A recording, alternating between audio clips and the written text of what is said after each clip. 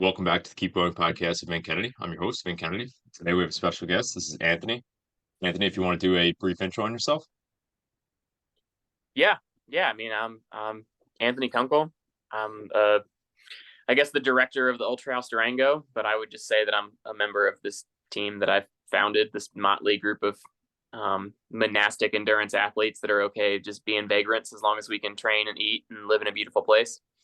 And just kind of driven by my own intellect, I guess, or my own curiosity, to sound a little less pretentious. But yeah, I just want to know how to optimize everything that I'm doing, and through that, I've gotten a fair amount of success. Certainly for someone without ridiculous talent, like a lot of people that I know, a lot of people in my life at this point, which is kind of cool. I've just kind of built everything that I have through, I don't know, just kind of biohacking my way into it, and that's resulted in a Team USA representation, which was really, it was the dream of a child, right? Like, even looking back at it, it's like that's the 15-year-old Anthony of, man, if I could qualify for one of those USA teams, that would be so cool. And I was able to do that in 2018, and ultimately it was shallow and empty, and like everything else that we set our sights on, really. But the to get me there involved building a massive aerobic base and really figuring out a lot about how my body works beyond just, sitting in classes for exercise science through college or through high school, and trying to like learn the X's and O's and like the hard things of science, and what do we know and how do we know what we know. And so at this point, I resisted the label biohacker for a really long time, but I think that's more descriptive of what I do than even runner at this point. So I'm kind of all right with it. Yeah. So, I mean, you touched on a lot and I align with a lot of it. And a lot of it is kind of also a direction that I want to take my life in. And I feel like a lot of my friends and people in my circle also want to kind of attain for it, right? And it's the minimalist kind of way, really. I mean, you kind of strip things down to what matters to you, what's important to you, what you value, and you kind of just live your life in that manner. And it's inspiring to see. Yeah, I kind of think I'm just too simple to handle as much. Like, there's definitely Yeah. people that are there's without a doubt. I mean, in every sport has those characters. I mean, I think of Mike Wardian in the ultra running world, who's like privileged to call a friend at this point. I remember back in the day we had some back and forth where one year I think it was at the JFK 50, and I was like, oh my god, I just realized like I'm running next to Mike Wardian. This is fucking insane, dude. This is nuts. Like, this is Yeah. crazy.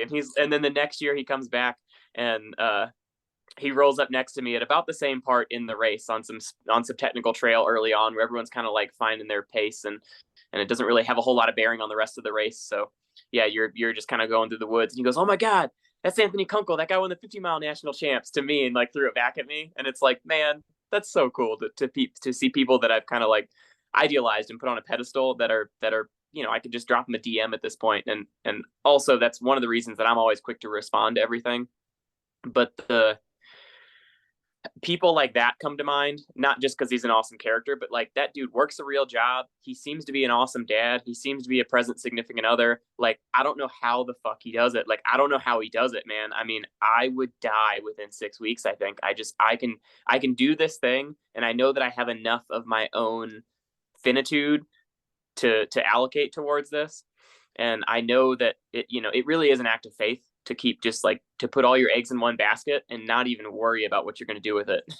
just say, I know this makes me happy. Happiness seems to be a lot harder to come by than everything else. So I'm just going to keep coming by happiness. And then at some point, then I'll tell people how I did it. Maybe I'll make some money, or maybe I'll get a house off of that or something like that. But until then, yeah, it's just chasing that full time. I tend to think that it would be nice to have it more complicated. It would be awesome if I could be a contributing member of society. And I'd love to teach high school science. Like, in a perfect world, Right. I'd love to teach high school science, and without the monetary constraints, since I managed to live like a vagrant, I could do that and not have the money concern. But I just don't have I have the time, but I don't have the emotional energy. And that's kind of the reality of it, especially, sitting down and like writing. There's two or three book ideas that I'm really pinning down, and I have a lot of text. But I've been comparing it to when you clean out your closet and you take everything out and you set it all out so you can see it all, and you organize it into piles. And then if you're like me, it takes you 3 days before it all gets back in there. So all you've done is make a bigger mess out of something that wasn't really a mess to begin with. And that's where I feel like I am with all these ideas. But it's that's the same thing I'm running into that with a microcosm on a microcosm for writing is I'm exhausted. I mean, maybe it's 30 minutes, maybe it's 90 minutes, maybe it's 2 hours, and then I am wrecked. Like I can't do anything else functional for the rest of the day. And all I've done is flip through a running log that I wrote 15 years ago, and I'm exhausted. And so that it's crazy. We really do. It's creative energy that we're allocating, not calories. It's not hours. It's not anything else. It's our intent and our kind of like human power onto things, and that's the trip for me. That's what's fun to play with. Yeah. And honestly, it seems like obsession met like passion slash fulfillment, and you were just skyrocketing with that. And it's cool and you're having fun doing it. But yeah, I mean, you kind of dove in there a bit about how deep into the metrics, and obviously, right before we hopped on recording, like you mentioned, you were eating, and you kind of eat at the same time. I'm sure your sleep is the same way. If you kind of want to dive into how important it is, and some people look at that as like obsessive or whatever, but someone like me, I value the same thing. So to me, it's very important, and it makes sense, and I see the trajectory and the kind of the growth you could gain from that, obviously physically, but even mentally. And if you kind of want to just like go into what that's done for you and how that's excelled you as a person and a runner. Yeah, I mean, it frees up that same thing that I was kind of getting at to, right? Or getting to, right? Is like if you have to make, decision fatigue or whoever coined that, it's like, yeah, it's one less thing to think about. I don't have to plan this. I don't have to think about this. I don't need to measure the calories. I don't need to weigh my food. I don't need to I don't need to worry about an afternoon slump. I don't need to worry, it's all like it's perfectly controllable. I mean, even down to as a runner, it's like I get up, I drink my liter of water and I poop.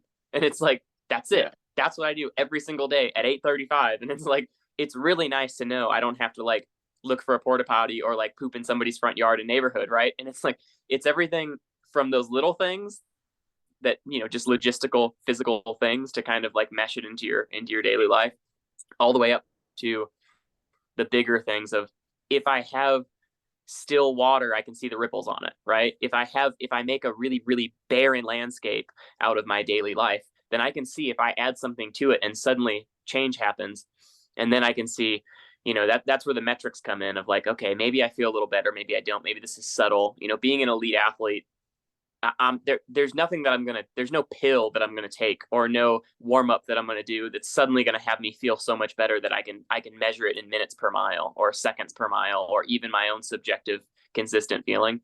And yeah, man, I think that's where the metrics come in is like it's seeing what works and what doesn't, and then it's curiosity driving me. My curiosity is stronger than my innate shit showness because I don't enjoy doing that. And I think that's something that helps people see what I do as not like orthorexic, obsessive kind of whatever. It's, in the off season, I'm not someone who maintains ketosis all the time. Like I'm not someone that's striving towards some metric more than I am my own experience. But if I can capture my experience and I can have one of those days where I have, 2 hours of complete no mind, right? Like flow state, the zone where I am zero internal dialogue and I am just one with the miles and the breathing, and I might as well be the air around me. It's of no consequence where the me exists. For me, I'm willing to give up a lot of quote unquote freedom to be able to experience that even for 2 hours here or 4 hours here or an hour here.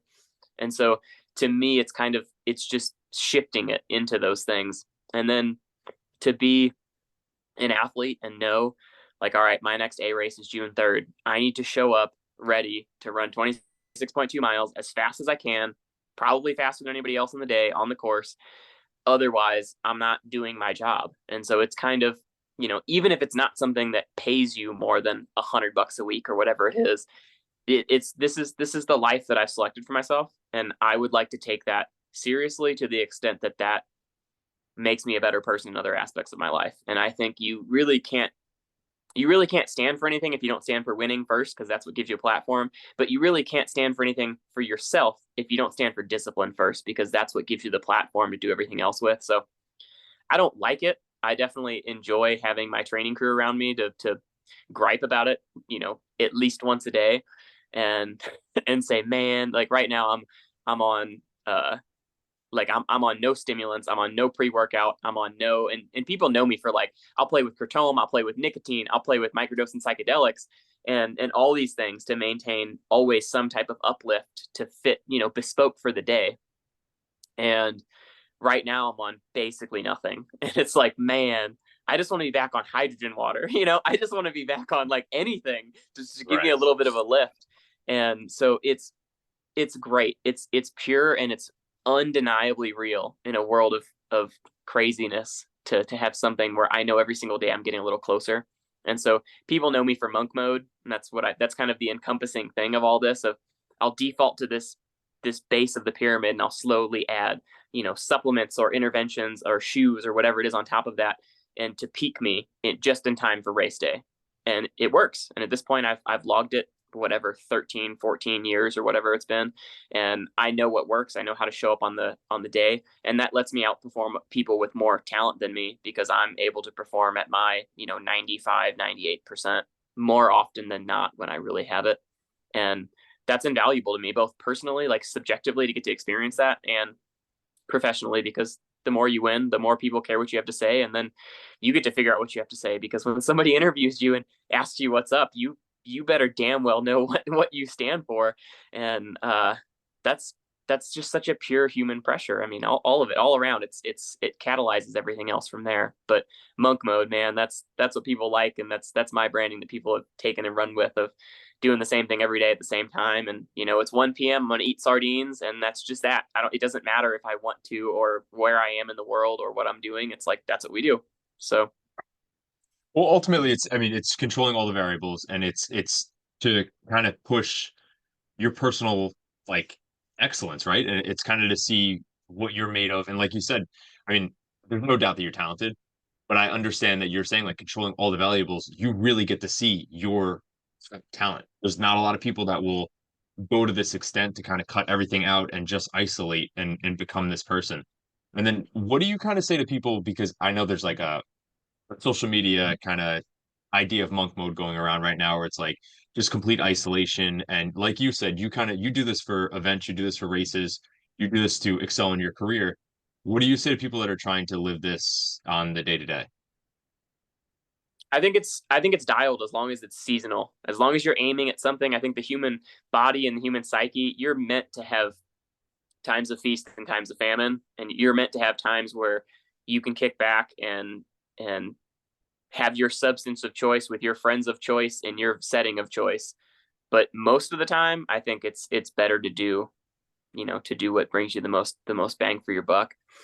And yeah, man, I mean, people that are doing it the day in, day out, hats off for sure. But you better be certain that it's working towards something that you really want, and then from there tweak the little dials very very gently to try to figure out what is actually going to bring you happiness in all this. Because I think we get lost in all this stuff it's not real, right? Human connection's real, food is real, pain is real, athletic performance is real.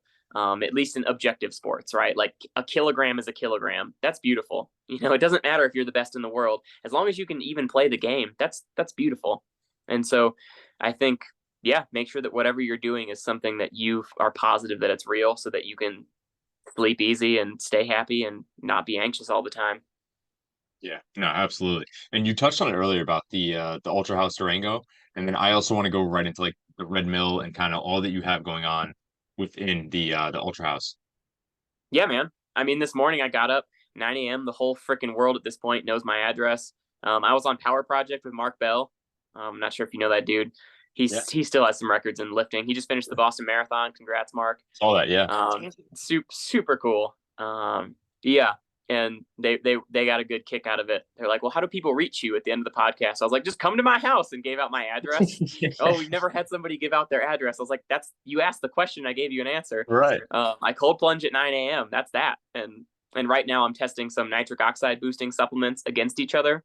So I'm doing a different supplement every single day before the same exact setup. So I'm waking up, I'm doing a liter of water with electrolytes, the same exact measured electrolytes, and then I'm doing some nitric oxide boosting thing. And then at 9 a.m., I'm getting in, or at 9 a.m., I'm leaving. At 9:05 or so, I'm getting in. I say or so, but it's like plus or minus 90 seconds. I mean, it's science. I'm getting in up to my neck. It's about 33, 34 degrees. I mean, there's still ice around all the rims on the water, and it's flowing so fast that you have to like prop yourself against something. And so I'm in cold water up to my neck, and I'm really happy to see that's getting really trendy, because I think that's infinitely good for people.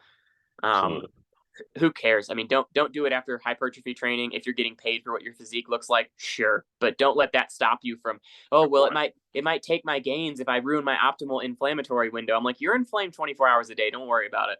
And just the dopamine boost, the energy, and again, that kind of, I think there's value if you at least know that it's neutral and it's hard to do. There's value in just doing it, or if something's neutral and you can give it up, just give it up. Give it. I think there's innate value in just giving things up.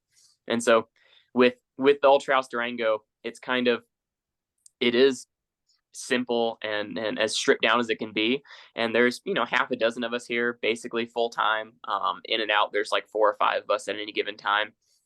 And then we'll do camps, and these are just at my personal place here. It's a 1,300 square foot mobile home in Durango, Colorado, at the perfect altitude, with that ice water that I'm talking about right out back, flowing off the mountains as fast as you can.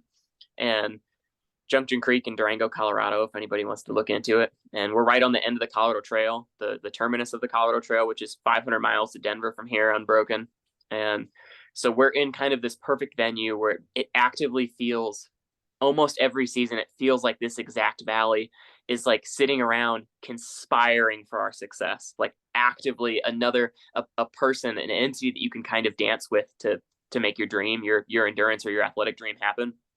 And then we're plugged in with, a local juice place and a coffee and tea place.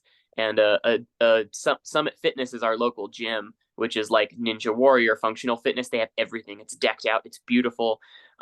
Everybody there is very well educated and sharp, which I like. I don't like a lot of we're doing this because it's hard. Like I want a little bit of intellect to it.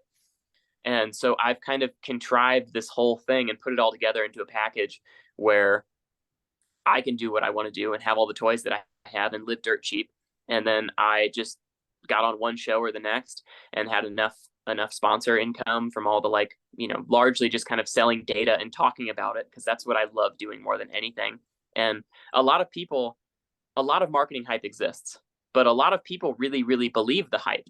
And maybe it's because there's substance to it, but maybe not. And so if somebody has something that like boosts nitric oxide and they want to see me do a side by side and give up my flexibility down to the 3-minute block for a week in a row, and then randomize it and retest it again, doing the same workouts, the same pace on the treadmill with the power meter going to make it standardized with an ECG heart rate monitor, it's like, boom, we can get that data. But then I don't need to take that and I don't need to brand that or monopolize that. I can take all those same toys and say, hey, guys, and I said this yesterday, if anyone's interested, Dax, one of the guys here full time right now, I said, if you're ever interested, anything you want to test, just take this. It's an ECG. It's like a $700 heart rate monitor. Take it, run with it, do whatever you want with it. I'm going to need it for the next 4 days, and then I probably won't touch it again for the next week.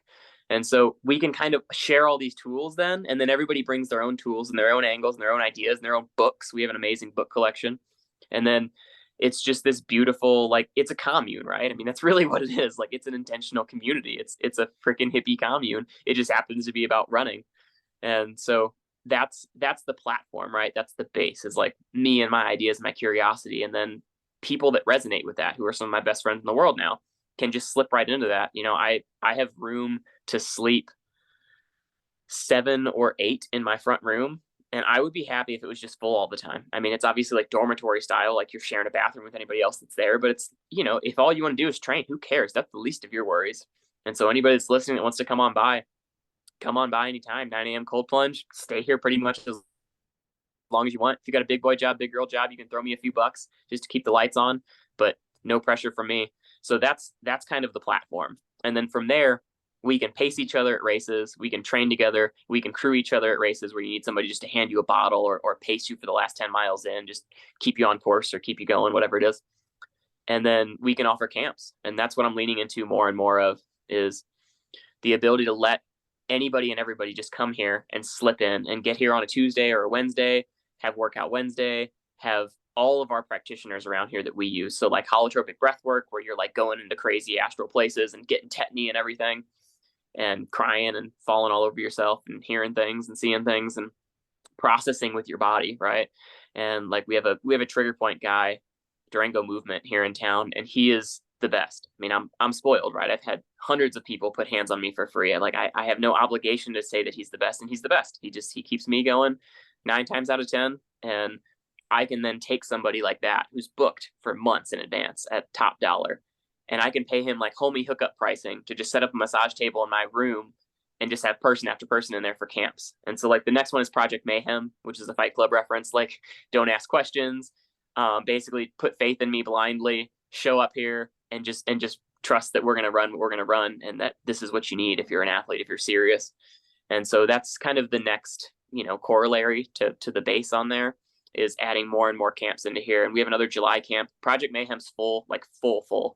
I have one more guy that I told him he can come, and then he said, okay, I'll get back to me. And me and him go way back, and he's going to offer a Pinoe so people can do metabolic testing while they're there in May. And so that's something that I'd like to have. And I said, listen, if you do come, you're literally going to be snuggling in my bed with me, or like setting up a cot in the family room. Like, I am full. So that's great. And the next one's going to be July. I don't even remember the dates. It's the second week of July, Wednesday to Wednesday. But people can hunt that down on social media for me. But we have one person confirmed for that already. So we have 6 to 7 more slots on there.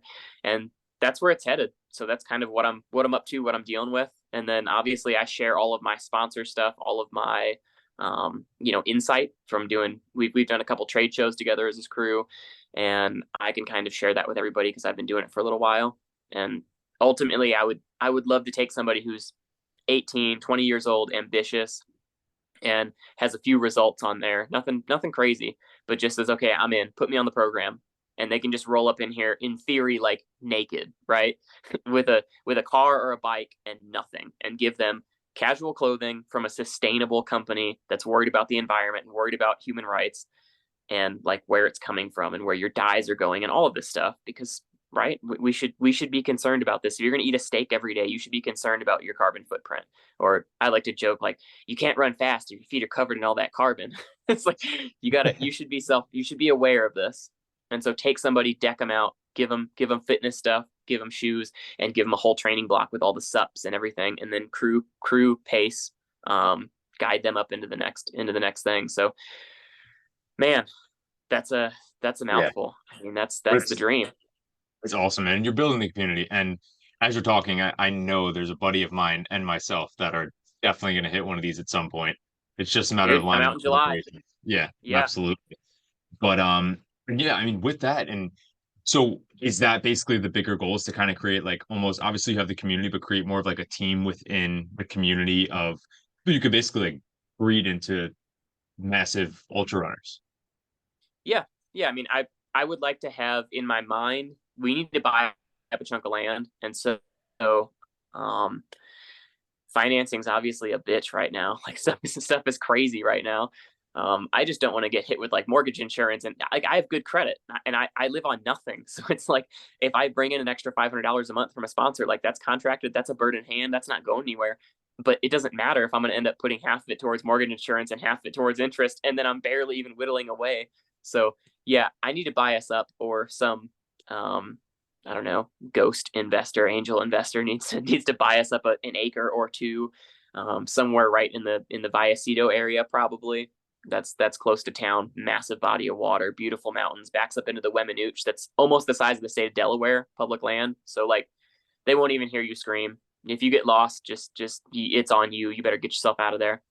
Right. And so that's kind of the thing. But so with that being kind of the 1 to 2 year plan, the 3 to 5 year plan is to have a proper, I think, like a cross country team worth. So call it 5 to 7, maybe 5 to 7 men, 5 to 7 women would be awesome. And have everybody up in like modular homes, some ball and shared space, and just some simple monastic, clean, empty space for you to kind of like live, write, read. We have rules on the wall here, and they get modified a little bit season by season, but it's like, clean up your shit. That's the first 2 things, because it's shared space, right? And Absolutely. then work towards something. You should take yourself very casually, but you should take what you're doing very seriously. And so, work towards something, read a book, write, even if it's just for yourself, even if you're going to write a whole page and then crumple it up and throw it away. There's a lot of value in doing something, and to have this platform and this freedom, I guess I'd like to have a stronger word even, but to have the world so open to you, of being able to live here in a beautiful place like this. Durango's very expensive. I mean, our cost of living index on housing is like 250, so we're 2.5 times national average. I mean, it's offensive. It's ridiculous. Second to Telluride, we're way up there in this area, and we're not far behind. And so you're getting a chance to live in a beautiful place. You know, same. This is I'm getting a chance to do the same, and so you should go and dive in fully and take this seriously, and then share with the world whatever it is you think you're getting out of this, because it's obviously the more you deviate from the norm, the more you have to offer the norm. And so you should find a way to like bottle that and distribute that, whatever it is that you think it is. Absolutely. And did like who were you before this? Who were you before running? Like how did all this kind of come your lifestyle? How did this like kind of form you? And then again, how did running form you? And at what point did you realize like I have I could do this as a career or make real, progress in this sport? I mean, progress is one thing, right? Like you can always get credit, almost always. But yeah, I knew that I was better as it got longer for, I don't know, since I was fairly young. I knew if you and me just started chasing a soccer ball until one of us just gave up, then like I could overcome a lot of proficiency detriments if you just keep going and going and going and going and going. And I always liked that. Even playing like, soccer growing up, it was never appealing to me. It was always like, I don't really care. Like what's the point of putting this ball in the goal? Like I just don't really get the hype, right? I liked the effort. I liked the oomph. And so when I was looking at, this is all in about Aurora, Illinois. I was going to say Aurora, Colorado, because it rolls off the tongue because that's where our airport is. But Aurora, Illinois, so Southside Chicago, it was not like my high school was. It was an amazing building, but it was not a good place to be. I mean, my teachers were all barely older than I was. They were all there just to get loan forgiveness. Like they weren't there because they gave two shits about any of us. And it was a really rough place to be a 23-year-old graduate student teaching school. And it wasn't inner city, but it's like you could take public transit into the city. So like it was urban enough to have that vibe that I'm really grateful for now, of like, you got to get the hell out. Like if you're worth anything, if you're going anywhere, you are not going to stagnate, because stagnation is horrible. The weather's horrible. Everyone's pale and miserable. There's nothing good going on here. Like you cannot stagnate and stay here. Whereas, I look around here, and if you're 15 and you're in Durango, Colorado, where do you go? like Right. like you live in a beautiful place. Your parents have buku money because you're here. You have amazing opportunities for education, for outdoor recreation, even for like seasonal work. Like where do you go? Whereas I felt in my chest I had this dissonance that's hard to tease apart from just being an angsty teenager, where like I think that's the crux of life. 13 to call it 16 or 17, that's the hardest possible portion of life. I don't care what anybody says. That was rough for me, and a lot of it was this kind of unspoken, unarticulated. Took me a decade to figure out what I was even doing, but I wanted to get out. Right, I wanted to get into a place where everyone else that I was around wanted to be there as bad as I wanted to be there. And then the competitive part of me, or the part of me that wanted to push, is like, well, it'd be awesome if 10% of those people get cut anyway, because then it's like you really, really, really got to be here, not just you're here on purpose. And so with that in mind, I was like, all right, what's the hardest thing I can come up with? All right, let's go to a military academy. Let's go to West Point. That seems like you don't end up there on accident. Although like 3 years after setting that goal, I realized actually, yeah, you do. There's a lot of like legacy and political BS, and like there's a lot of people that are there that don't deserve to be there. And I had this interaction with this really special forces guy, and he said, you know what? And he didn't know me. He said, you know what? Wherever you go in life, there's going to be people there with you that don't belong there. And I had one of those like Hollywood, like fall against the wall, like 17-year-old me, like, oh my God, it's all a lie. Like, what do I do? And it finally, boom, it hit me that like that's what I was doing. I was trying to get to a place where people weren't. So with the West Point goal in mind, I was like, okay, I need a varsity letter.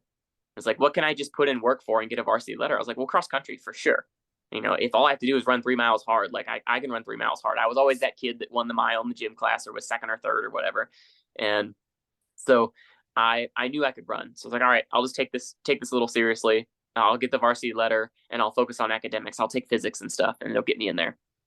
Within 2 or 3 years of doing that, and I did do a little cross country when I was younger, but like my parents aren't fit. I mean, I didn't have anybody, I had no mentorship, but within a few years of doing that, it took over for everything. It was like, I don't care about any of this shit. Like, this is the realest thing in my life. I don't need to know. I don't want to talk about like job opportunities. I don't want to talk about career, whatever, where they interview like different, like put you into different boxes or whatever. It's like, I don't care about any of that stuff because I couldn't do the day to day. I mean, the idea of like being a business owner and owning whatever, a running store or a paintball store or something fun, still that sounds horrible. In the end of the day, like you're just doing taxes, like you're just managing your books, or at the worst, at the best case, you're talking to needy customers or something. I was like, I don't want anything to do with any of this stuff. I just want to run. And the first book I read was Roger Bannister's, and broke the 4 minute mile, 1954, if I'm remembering all this right. And he was a med student, and they said it's impossible. Your heart will explode. Nobody can run a sub 4 mile. It's humanly impossible. He said, actually, like, I'm a nerd. I'm positive. I took my own data. I got on the treadmill. I can do this. Like, not only is this possible, but I can do this. And that was reflective of who I was as a person, and that was formative to who I became as a person. Of let this curiosity kind of drive you.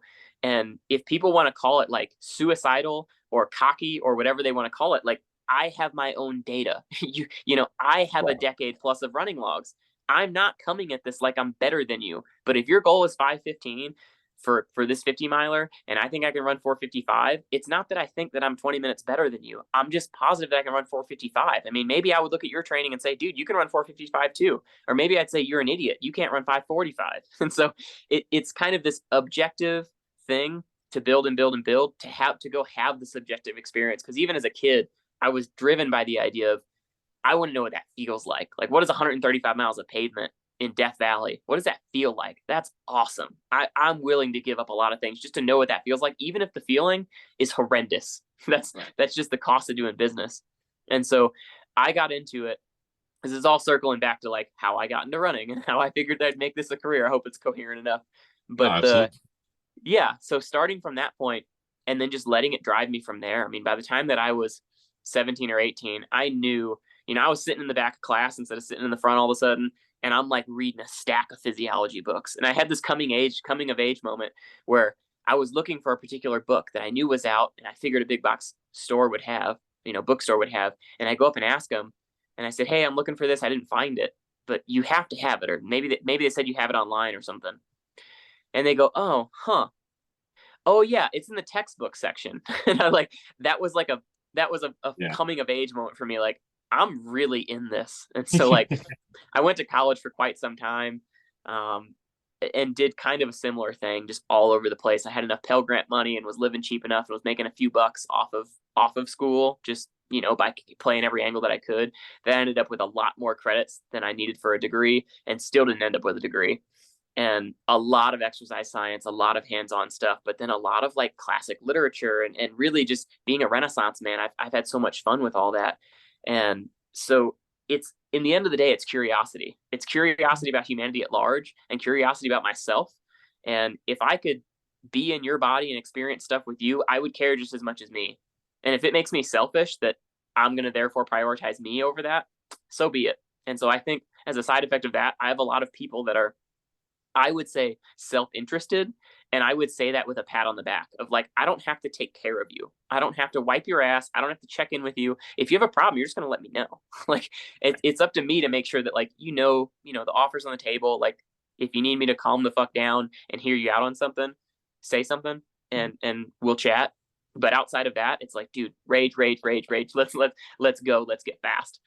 And Yeah. so the realization that West Point wasn't viable like I thought it was. It was like, well, I'm going to be there with a bunch of rich white kids that don't deserve to be there, and then some other real people that want to be there with me. And then I kind of said to hell with it, and ran a marathon, and it went horribly wrong, and crashed and burned on the side of the road just like a puddle of vomit at like mile 20 or whatever. And had a mentor who was a complete badass. Went on to win the Badwater 135 shortly after that, which is about as prestigious as it gets. And he was just calm and cool and like crusty, like the best kind of like naysayer, the best kind of like, dude, that's hype, just put in the work. Like, don't worry about that. Like, oh, like who cares if your long run is fast? I don't care. Slow it down. It's more time on your feet. And was just this total like crusty old dude at whatever he was, 30 at the time.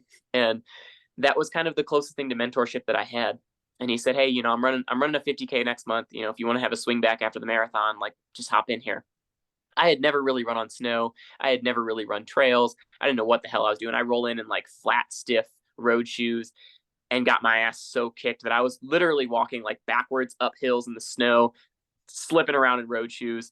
I didn't know anything about eating or drinking or any of it. And so I started from this like humble place of getting my ass kicked, and I got to figure this out. It's like laying in the snow afterwards, just defeated, being like, all right, well, I didn't even know this was coming this time, but next time I got the mental jump on it. I know this is coming, and I'm going to train for this. I'm going to think about this, and I'm going to put energy towards this. And that was like 18, 19 years old, still in the Midwest. And that guy, Zach, ended up saying, well, I'm just not sponsorable. I just have this image of him like flattened in the sauna, just killing himself with heat, flattened in the sauna. And I'm just not sponsorable because I'm not by the coast in California, or I'm not in the mountains or something. And I'm like, that's not going to be me. I'm gone. And like threw my shit and the lady friend into the car and split and went out to Denver. Quickly realized Denver isn't actually in the mountains, so slowly moved a little closer and closer as I could afford it. Took up personal training jobs, worked in the outdoor industry, sold shoes. That's really where I cut my teeth for like trade shows and how much money companies are wasting, and they're throwing how much product they're throwing away to just like throwing away to random people. So that was formative for me, and that I feel empowered to say, hey, give me a pair of those shoes. I'm a size 9. It's standard run. Like that's your standard trial run or whatever, prototype run. It's like, just give me a pair at a trade show here. I'll give you these shoes. You give me those and I'll leave with them. Like, all right, cool. Yeah. Because I already know that it's happening. I mean, I already know, tech reps they'll have money at the end of the year, kind of like unclaimed scholarship dollars. They'll have money at the end of the year, or product at the end of the year that goes unclaimed. And so it's like, ask and then freaking deliver, put the fuck out, right? Like if you like it, if you don't, talk about it. Maybe give the good stuff on record and the bad stuff in a personal email to that person or that company, but do something with that and use this platform. Get all the stuff that you possibly can. You never know what might help you. And again, separate the hype, the wheat from the chaff, and then share that with people so that some soccer mom doesn't have to sit around and wonder, is it worth $250 for this pair of shoes for my marathon next weekend? It's like, well, ask one of us. We'll give you the answer, and it'll be freaking battle tested. And so that's kind of using the platform and establishing the platform. And yeah, I've just been curious ever since. And I wish someone would have presented the idea of, you'll just be a biohacker and you'll just be curious and you'll just use your affinity for science to present whatever it is you think you're doing out there in the mountains or in the woods or whatever it is. And somehow that'll be financially viable. Great, let's go. I don't care if it's $8,000 a year or $30,000 a year or $300,000 a year. To me, that's the dream. And so that's where I am. I'm running with it. I have an awesome network of friends. I live in a great place that's super active, and we have, local businesses that support us. We can go into Happy Pappy's at the bottom of the hill and get Wing Wednesday and get all hooked up for the squad and bring anybody from out of town, big mountain passes, clear bluebird skies, and have all these things that I've kind of always wanted, even before I knew that I wanted them precisely, and offer them to people for cheap to free. And I do think long-term, it is something that people are deficient in. It's to reference my beloved world of science. It's like, if you want to prove that your vitamin D supplement works, find people that are vitamin D deficient. If you want to show a big result, if you want to show someone increasing their aerobic capacity 10% overnight, find someone who's anemic and start cooking in cast iron. Like boom, there's your results. And I think the world is so caught up in all of this stuff that, to my mind, is not even to be dismissive, but it's fake, right? It's not real. You're doing something that's not real to earn something that's not real, to put that towards something else that's not real, and none of it is like bleeding and sweating and like real. And the more that I realize that the modern person is deficient of that, and that a lot of people, especially in the endurance athletics world, $500 to them, it's a cup of coffee. And so like, if they realized that people like me and my whole squad are out here and are perfectly available to them, and they can come here and stay in a beautiful resort town for, call it, $500 a week or $1,000 a week, and that they would change our 3-month timeline because we can afford a new front door and a new roof this coming season, before rainy season gets here. And it's like, boom, that's such a beautiful exchange of energy. And so now that I've kind of established all this and we've run it through a few times with the practitioners and the camps and really offering ourselves wholeheartedly, and I have this team around me that can put out and that I can lean on and rely on, the next step will be like top dollar camps that will still be the cheapest thing, per hour, per value, per any measure that you could possibly put to it. But that'll be something that's like a 3 to 5 year project, is to have, $2,000-3,000 for the week. You have a low EMF environment. You're able to use like the Redmill, which is a creation of my own design, which is an infrared treadmill. It's all sauna space stuff because they're the best. I mean, I don't have to pay for anything because I'm somebody, right? Like, I can send an email and pretty much trial anything that I want to get. There's no world where I use anything else other than sauna space. The LEDs are a complete waste of time other than just for lighting in the evening, I guess. But you got to have those big incandescent bulbs. So like, I have this badass setup with a bulb on the front, 4 in the back, and you can just bake yourself. And that's actually what my standardized morning has been. Cold plunge, scamper back in. I'm disoriented, set the thing back up, and then run until I'm slowly kind of like, okay. And it's also programming that into my head of like, running is safe. Running feels great. The warmth that you create isn't, oh my God, I'm sweating. It's like, safety signals. And so having that, but being able to have all these things in this beautiful area where you can be grounded in natural spring water that you could drink out of my backyard. I mean, we're in such a pristine spot, and to be able to come there and experience that with the mentorship of all of us who have been kind of in the foxhole for this, it's worth whatever we wanted to ask for it. And the little bit that we ask for makes such a huge difference that I like to think we feel great, they feel great, everybody wins. It's such a warm, wholesome energy exchange. And so that's probably the 3 to 5 year plan. That's how I'll pay off land, really, is doing camps, and Right. then pop a bunch of yurts and a bunch of like off grid and on grid and everything in between. No, it's awesome, man. And if you kind of want to go into like what is what's the gain from the red mill? Would it just be the like heat acclimation and obviously just getting your body used to shitty situations? Oh man, it's infinite. So like, I guess I could start with the woo woo, and like I'll miss a bunch of things in between that and like the mechanistic. But Mhm. the real far end of this is when you're in there and you have something good, like you have somebody that pumps you up. Like, I love something like a Phil Heath, like bodybuilder, like Mr. Yeah. Olympia. They're thinking that hard work is going to beat talent, and it's like the longer that I've gone by, like, yeah, I didn't break 4 in the mile in high school, but looking back, I could have. like Right. there's nothing. It's like if I would have had a culture that would have cultivated what I had. I didn't run D1 in college. It's like I didn't feel like I was worthy to do that. And I can train with anybody in the world at this point in my life. I mean, literally anybody in the world. Will they drop me regularly? Sure, but they would say we're training together. More days than not, more workouts than not, I can hang on, and that's talent. That's enough talent for me. And cultivating that space where just thinking that you have talent, that's a thing. So like I'll go in there and I'll put on like what I would consider motivational porn, right? Like just something that just gets you revved up. And you're in this box where like you have a cotton drop cloth around you, and you have red light, so you're backlit, and red light on the front. So the whole box is this kind of womb energy of this very specific frequency of red light that the guy's name's Brian with Sauna Space put in so much grunt work to figure out how to make this optimal and the best. And now it is.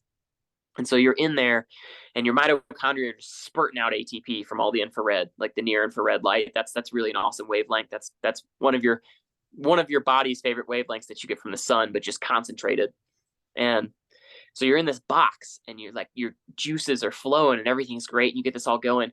But as you move, you're casting this slight shadow on the drop cloth in front of you. So this whole world can kind of like, you don't get optic flow where you're going past things, Right. but it's almost like sensory deprivation if you really kind of just like soften your gaze and just straight alpha waves of the whole world just kind of floats while you're just planting this really deep seed of like, I'm a freaking champion, like I can do this, can I do this now? Maybe not, but like it's possible. Like it's possible, and I can potentially do this thing. And that's an awesome thing to have just mentally and for really getting weird out there, right? And then all the way into like the mechanistic end of heat shock proteins. I've done, I'm shameless with my science. Like if you think a rectal thermometer is gonna make me get wide eyed, no way, man. You can't do sublingual because you're breathing too hard. You can't do temple because it's hot ambient. So you gotta keister it. And so I'll go in there and it's like I will tell you, conventional saunas for years and years and years, and now having my own red mill set up at the house and having an awesome pocket sauna. That's what they used to call them. Now it's called the Faraday, which is a Faraday cage. So it's EMF blocked. It's grounded. So you get in there, you get naked, you leave all your technology outside, or you at least airplane mode it. And it's just this beautiful Zen space in these sauna space units. I can't possibly recommend them enough. And I've done a lot of real tight work with the company. So obviously I'm biased, but man, nobody does it better, not even close. And you get in there and sweat and sweat and sweat, and you're getting urgent. You got to get out of here. And your core temp is like maybe 100, whereas especially for a trained athlete, and that would mean that your muscular temp is about 100 too. Right. For a trained athlete, especially, I think it helps even more of if I'm running, I can get for that same level of like I'm dead and have to lay on the floor. My core temp might be 102.8 or 103. And since I'm working, my working muscles are probably 112 or 115. So think about your egg whites cooking. Man, you are denaturing some freaking protein at that temperature. And so the heat shock stress that you get from doing that is huge. At this point in my mind, it's two separate modalities to have a passive sauna and something like a red mill where you can really, or even something like a lot of extra clothing in Phoenix in the summer, where you can really work and get elevated core temp.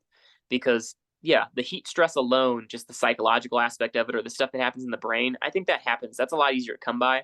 Whereas to get to really, really cook a lot of those proteins and enzymes in your body and get a nice, robust heat stress response, that hormetic response where it would kill you if you weren't trained for it, that's what we're after. I think it's two separate things of the Zen and the detoxification of heavy metals and chelating things you don't want in your body. That's all in the passive Faraday stuff. That's seated sauna stuff. Whereas the workout end of things is the sweat rate and the plasma volume and the heat stress. All that stuff is better served if you can be really, really active in it. And this is something that I've jogged in place in saunas for that same dude, Zach. I mean, when I was 17 and I'm 31 now. So I've been doing this for a while. I've been at this heat thing. I would wager no one else has a better grasp of heat for the athlete than I do. And that's one of the books that I'm working on. Actually, I mentioned, 2 to 3 of them. That's another one that I'm working on. Is like, imposter syndrome is a bitch. It's like, if I'm not the person to do this, who is the person to do this? Like, Right. who else has 15 years of reading books, staying up on the literature, talking with experts, and actually doing the fucking thing? No one does. So it's like, if I don't write this, it will not exist. Or some poser will get in there with some fancy words and a good publisher and write it. And I don't really care if anybody reads it. I got to let the truth out of me. And I think that's something that I got figured out. And so that's a really cool toy that we have here. I don't even remember we started with that. The red mill, man. The red mill gets me going with anything. It's awesome. That's one of the cooler things. Yeah. Yeah. And I mean, listen, I'm hoping you write that book because that's something I'm definitely interested in. I think, and it sounds so cool because you have the two ends, right? Where it's the hard work and the absolute grind of just being in the heat. But then, like you said, there's like a Zen factor to it as well, where it's like they kind of mesh and obviously like unfold your fitness. And yeah, I mean, I'm just curious on my end, what is your heart rate, or do you even have a gauge of your heart rate while you're running on the red mill? Yeah. So it's interesting because your cardiovascular demand is so much higher because Right. it's like having a whole second body worth of muscles just in your skin of like, you have to dilate all these vessels to sweat, and then you're slowly sweating out your blood anyway. So it's pretty severe, even if you're not getting up in temperature, just the response of having to dilate everything in your body and get it all open. So I only know this because I've been measuring it. I'm using this product called Fourth Frontier, and that's like, what is that UK spelling? Like FOURTH, Fourth Frontier. And they make a product that's a heart rate monitor. And it's not just a heart rate monitor. I mean, the thing's a freaking ECG. And so you can get on there and really get in there with all of your waves for your heart rate and get in there with a fine tooth comb for like HRV and respiratory rate and individual little waves on your heart rate. And so that's what I've been using to measure. The primary thing I'm using to measure for these nitric oxide supplements that I've been trialing against each other this week to figure out what the best is. And That's so I do know, even I'm topping out at 7 miles per hour. So what is that, 8.5 minute miles? Not fast. I mean, that's obviously speed is relative, but marathon pace for me is 5.5 minutes a mile. Hopefully at the end of the season, it'll be 5:15 a mile. So we're dealing with more than 3 minutes slower than I could sustain for a marathon. So this is not a fast pace, no matter, whose relativity. That's a lot. And so it's a mellow pace, and I'm topping out at 130 something heart rate in there. And that's only for a few minutes towards the end. And I do a lot of very slow, I joke like I invented slow, or like me and the team, we invented slow because people come here and that's a very appropriate response. It's like, oh, I can't train with you guys. You guys would drop me. And I'm like, one, you're implying that I'm a dick. It's like I'm Sure. just gonna leave you out on this run and potentially in the wilderness or something. Like, I don't care. It's like Right. and two, slow miles are slow miles. If you're not running race pace, I'm like, you're right. If you come out on a Wednesday and you want to throw down with us, we will eat your heart out and kill you on the side of the road. Right. Like if your liver's gonna get eaten or my liver's gonna get eaten, it's gonna be yours 100% of the time. I don't care. But the other 6.5 days of the week, I don't care. It doesn't matter to me at all. And so it's like, the people that are, I think that's a beautiful thing that we have here is like we're world beaters. Like we're the real freaking deal. And when you want to be a world beater, you got to fight. You got to have this pissing contest with everybody else and prove that you're hot shit. When you are an actual world beater, it doesn't matter anymore. You transcend the pissing contest, and you're like, oh, you want to run 12-minute miles? Like, oh, you want to get spicy and run sevens? I don't care. It's nothing to me. These are easy miles to me. And so we do a really good job of when it's easy, and when it's hard, it's freaking hard. And we don't play around in that middle unprescribed zone, and we keep each other honest on that front, and that lets us be open. A lot of people find out like, hey, we're doing 12-minute miles here regularly. They go, oh my God, like I could do that. I'm like, yeah, you could. That's why I'm inviting you all the time. Show up at 9 a.m., do a cold plunge, hop in the sauna while I'm on the red mill. We'll go take an easy run afterward. And so that accessibility means a lot to me. And that whole angle means a lot to me, but also just scratching the itch of curiosity means the world to me. And being able to say like, okay, my heart rate is really low. Even that might not put people at ease, but I'm telling you, I'll have runs where I guess twofold on here. And we were talking about it in the last week around here, which again, like the roundtable conversations we have around the house are worth money just to listen to. It's books worth right there because we're doing the Sure. thing. And we were talking like, oh, have you ever had a run where it's like you don't even hit 100 and I'm sitting there quiet and let everybody else talk? And then like, yeah, guys, remember last season? Oh yeah, you were talking about that every Tuesday. We have this Tuesday group run where we invite anybody that wants to. So there's regularly just like gym rats and soccer moms and whatever it is, just people, anybody that wants to, and it's great. And we can come kind of indoctrinate them with like, this is the best thing ever.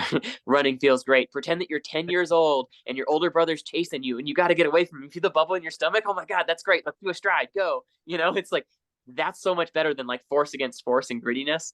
But yeah, it's like I've had entire runs where my heart rate doesn't hit 100. And like I'm Oh, jogging wow. around at 11-minute miles on a flat path, but I'm still at 6,500 feet. It's And so it's like crazy. my For ability to people go that and don't go and know. go. Yeah, for people that don't know, that's absolutely insane. Like I consider my easy heart rate like 140s. And that's your max in the red mill. Yeah, I mean those are easy runs on the whole. But yeah, to get my heart rate up to 170 or 180, dude, it's death. I mean, it's that's the thing. It's objectively fast. There's people that are fast runners and slow runners, and then when you get to the elite level, you're like, dude, this is objectively fast. This isn't like intimidatingly fast of like, oh, that looks hard. If I did that for a while, I would die. It's like, no, that dude is moving fast, period, mechanically. You look at these guys running two flat or 2:10 marathons, and it's like 5 flat miles, 12 miles per hour is fast. Even on a bike, that's fast. Like if you think about falling at that pace, it's freaking fast. So Sure. I think connecting to that means a ton to me too. Of connecting to that place where you are kind of childlike and you are no shit, psychedelics help with this a lot. Like if you can check out of your own sense of self, your own default mode network, and then go take a run and be like, holy shit, I'm fast. It's like that's beautiful. And a lot of us that are putting in any kind of training, it's worth laughing at how fast you really are, because the human engine is just ridiculous. And so being able to, I think that's one benefit I have having not run D1 college. Had I ever run 3:55 in the mile, running 5:55 in a mile would never feel fast or as fast ever again. Sure. Whereas now, without that background, that's just, that's the pace that I love running more than anything. That like 5:45 to 5:55 pace is I feel like all my molecules align or something.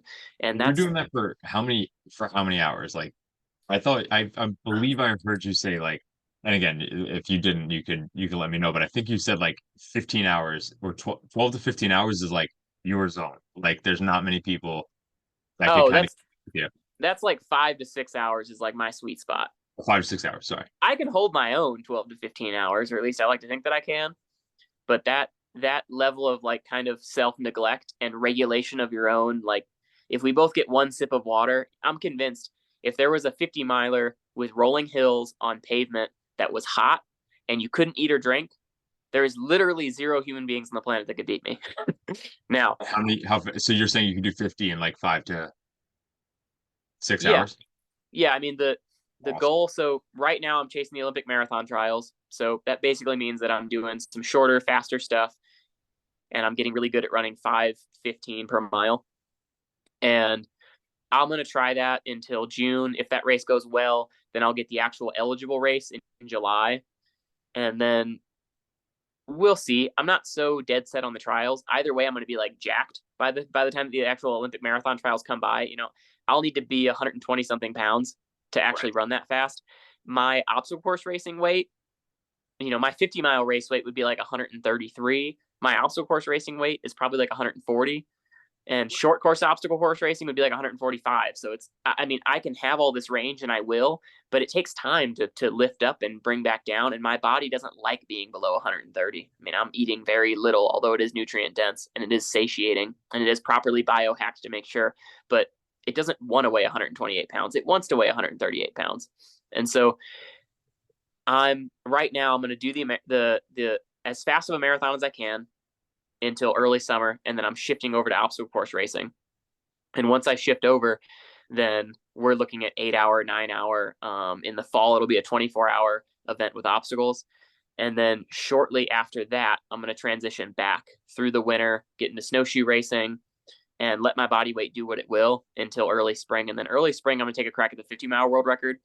And I'll take a crack early March and then early April. I have 2 shots. So I'll peak really, really hard for early March, and then I'll just hang on to that fitness until April. Maybe I'll get it in March, who knows? But I trust that it'll The take me record at? 2 tries. Huh? What's the record at? So it's 5:47 a mile. And so again, kind of working it backwards with curiosity of like, I love running that pace.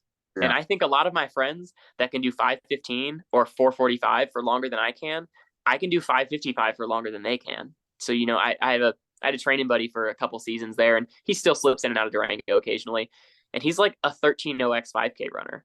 And like, he could shit on me. I mean, he could lap me twice in a given 5K. Like, the dude is so fast. But if we come up here in rolling hills with a headwind at altitude, and it's like we do a 7-mile tempo together, I'm jogging out of it with no need for anything. And he's hands on his knees, huffing and puffing, dying.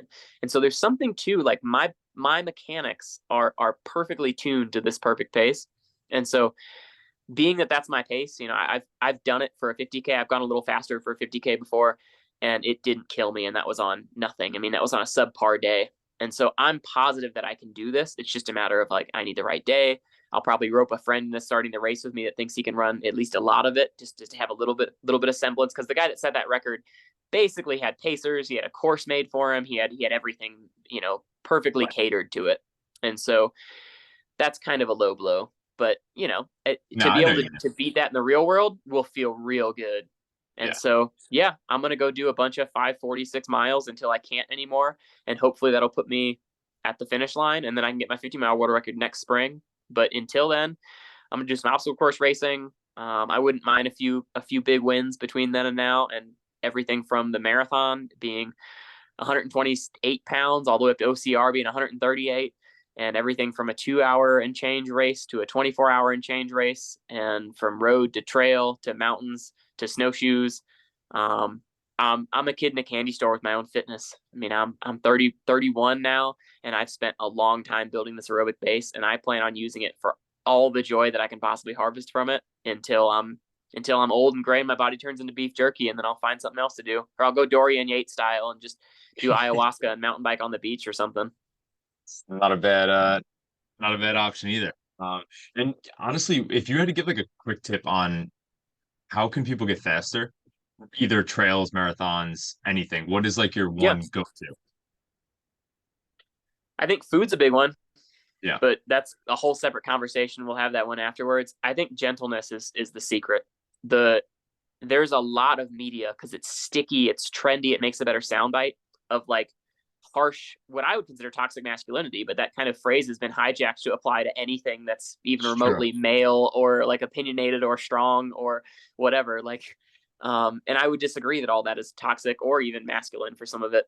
But this kind of toxically masculine idea of like force against force and like I don't care about myself or the repercussions, like I'm gonna press this out into there.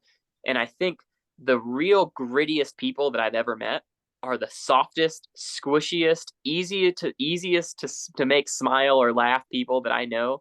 Those are the dudes that will kill you. Like those Right. are the guys, a lion doesn't have to tell you he's a lion. It's like, DJ here in the house won World's Toughest Mudder, and of all the world championship events, that one really lives up to the name. I mean, you have to be able to eat 500 plus calories an hour to stay warm. You're going to have to run in a wetsuit. You're going through the night. It's obstacle after obstacle. Your hamstrings are hosed. Your skin is scraped. Your elbows, your hands, your face, your knees, your feet are screwed. You're swelling. You're losing toenails. You're losing fingernails. Your hands are all ripped up from doing obstacles. And you just got to keep going. And you're in and out of water, ice water. It's 30 degrees and you're soaking wet. It's like, that's some serious like world's toughest mudder. I mean, he is a gritty mofo. You'd never know. He doesn't have to prove this to anybody. He doesn't have to shout at the camera, David Goggins style. He's just like, oh yeah, man, you want to come run with us? That's cool. It's like you'd Almost like never know. grace. Yeah, it's almost like having that grace for yourself, for other people, and just knowing internally that you're capable, right? For sure. And that gives you a quiet confidence that lets you, soften the hell up. And so I think this like ahimsa idea of like first do no harm and being gentle and letting the stimulus come to you and seeing your body as something that's kind of like the wherever that comes from of Ajahn something who said that some monastic said, well, I didn't stop because my legs hurt. I stopped out of compassion for my legs. And I Right. was like, that's some next level stuff right there, dude. Yeah. And I think there's something to that same idea of if you're coming at your idea, if you're coming at your body with the schema of it can do all these beautiful things and it needs to receive the stimulus to do those beautiful things.